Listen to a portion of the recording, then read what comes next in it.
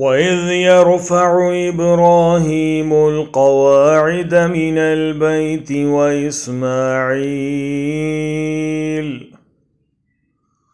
ربنا تقبل منا إنك أنت السميع العليم.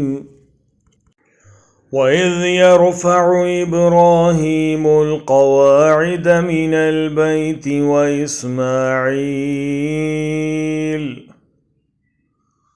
ربنا تقبل منا إنك أنت السميع العليم.